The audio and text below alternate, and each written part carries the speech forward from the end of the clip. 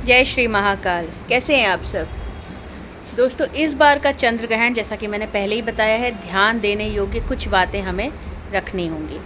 सबसे पहले सूतक का विशेष पालन करें। जब तक ज़रूरत ना हो घर से बाहर ना निकलें। सुबह में 12 बजे तक आप पूजन घर में कर लें और उसके बाद ही आप घर से बाहर निकलें। चलिए आइए क्विकली बात करते हैं चंद्र ग्रहण से रिलेटेड कुछ चीज़ों की। चंद्र ग्रहण पड़ रहा है रविवार 7 सितंबर 2025 को। हमारे पितृपक्ष भी शुरू हो रहे हैं, उसके बारे में भी बात करेंगे। सबसे पहले इस दिन ना सबसे लाल चंद्र आपको दिखाई देगा। भारत में पूर्ण दृष्टि इस चंद्र ग्रहण की पड़ रही है। पितृपक्ष का आरंभ भी इस दिन होगा। चंद्र ग्रहण रात को 9:58 से होगा, जो रात को 6:26 तक आपको दिखाई देगा। ब्लड मून पूरा आपको इस दिन दिखेगा। ग्रहण के 9 घंटे पहले से सूतक काल लग जाता है। उसके बाद घर में दीपक ना जलाएं। कोशिश करें जब तक बीमार ना हो या बच्चे ना हो तो सूर्यास्त के बाद भोजन ग्रहण ना करें। ग्रहण के दौरान घर पर ही रहें। किसी भी शुभ या मांगलिक कार्य का आयोजन इस दिन तो बिल्कुल भी ना करें। गर्भवती जो स्त्रियां हैं वो भी अपना विशेष कर ध्यान रखें। ग्रहण का दर्शन बिल्कुल भी ना करें। काले कपड़े ना पहने। विवादों और झगड़ों से इस दिन दूर रहें। जितना हो सके मंत्रोच्चार करें, मंत्र जाप करें, ध्यान करें, मेडिटेशन करें, दान पुण्य अवश्य करें। परिवार को सुरक्षित रखने और शांत रहने का प्रयास करें।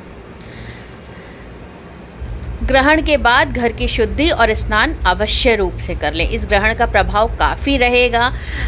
बना हुआ खाना जितना कम से कम हो उतना ही घर पर रखें। अब बात करते हैं दान की। तो सफ़ेद चीज़ों का दान करना चाहिए। चंद्रमा का संबंध जो है वो सफ़ेद रंग से है, इसलिए चावल, दूध, चीनी, सफ़ेद मिठाई और चांदी की वस्तुओं का दान करना अत्यंत शुभ माना जाता है। ये भी मानते हैं कि इससे ना माँ लक्ष्मी की भी विशेष कृपा प्राप्त होती है और धन संपदा में वृद्धि होती है। अनाजों की जहाँ तक बात करें तो चंद्र ग्रहण के बाद अन्न का दान करना बहुत पुण्यदायी माना जाता है। गेहूँ, चावल, मूंग दाल, इन सभी अनाजों का आप दान कर सकते हैं। अनाजों का दान करने से घर में अन्न की कमी कभी नहीं होती। इसके साथ साथ हम वस्त्रों का भी दान कर सकते हैं। सफ़ेद वस्त्रों का दान करना अति विशेष और शुभ माना जाता है। सफ़ेद वस्त्रों का दान ना सकारात्मक ऊर्जा का दान होता है, सकारात्मक ऊर्जा को बढ़ाता है और इससे परिवार में सुख शांति बनी रहती है। इसके साथ साथ आभूषणों का दान कर सकते हैं। यदि कुंडली में चंद्र दोष है तो चांदी की वस्तु जैसे चांदी का सिक्का या आभूषण आप दान कर सकते हैं। ऐसा करने से चंद्र की स्थिति मजबूत होगी और मानसिक तनाव से भी आपको मुक्ति मिलेगी। ग्रहण पितृपक्ष की शुरुआत एक साथ हो रही है, इसलिए पितरों की आत्मा की शांति के लिए काले तिल, जौ, गाय का दूध और गंगा जल का दान करना भी अति शुभ माना जाता है और इससे पितरों का आशीर्वाद भी हमें मिलेगा। अगर बात करें कि किन किन राशियों पर क्या क्या प्रभाव पड़ेगा, तो मैं आपको बताती हूँ कि चंद्र ग्रहण का मेष राशि पर लाभ प्रभाव पड़ेगा। वृष राशि पे सुख की उत्पत्ति होगी, सुख की बढ़ोतरी होगी। मिथुन राशि के लिए सुयश लेकर आएगा ये चंद्र ग्रहण। कर्क राशि के लिए थोड़ा सा कष्ट बढ़ने वाला है। सिंह राशि में स्त्री पीड़ा बढ़ेगी। कन्या राशि में सुख बढ़ेगा। तुला राशि के जातकों में थोड़ी सी चिंता बढ़ेगी। वृश्चिक राशियों के जातकों के लिए व्यथा बढ़ने वाली है। धनु राशि में धन लाभ होगा। मकर में क्षति हो सकती है। कुंभ राशि वालों को घात मिल सकता है, इसलिए विशेषकर ध्यान रखें। मीन राशि वालों को भी हानि की संभावना है। अब इससे हम क्या कर सकते हैं? ग्रहण काल में दान करें, उसके प्रभाव को कम करने का पूरा प्रयत्न करें। इसके साथ साथ हम अगर बात करें कि सूतक का प्रारंभ जो होगा वो, जैसा कि मैंने बताया, सुबह 12:35 से हो जाएगा और 8 सितंबर को देर रात 1:26 तक पूर्ण ग्रहण का समय रहेगा। चंद्र ग्रहण के दौरान गर्भवती महिलाओं को किसी भी तरह की नुकीली चीज़ें जैसे सुई, धारदार कैंची, चाकू आदि का इस्तेमाल करने से बचना चाहिए। साथ ही यह भी सलाह दी जाती है कि सूतक लगने के बाद गर्भवती स्त्रियां कहीं बाहर ना जाएं।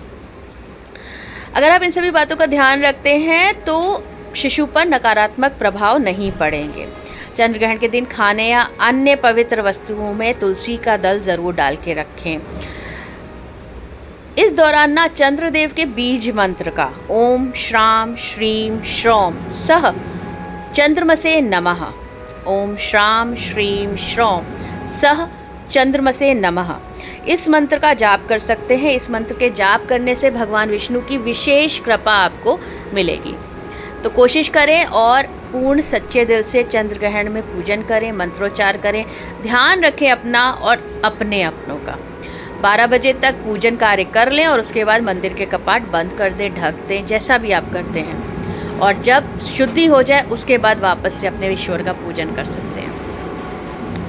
चंद्र ग्रहण इस बार का थोड़ा सा खतरनाक है, ध्यान रखें। जैसा कि हमें पता है कि पितरों की शुरुआत भी 7 सितंबर से हो रही है, तो शुरुआत में चंद्र ग्रहण है और जब पितरों का अंत होगा, जब लास्ट डे होगा, तब भी हमारा सूर्य ग्रहण पड़ रहा है। तो इसलिए पितृपक्ष में भी क्या करना है, कैसे करना है, मैं जल्दी ही आपके समक्ष लेके आऊँगी। जय श्री महाकाल।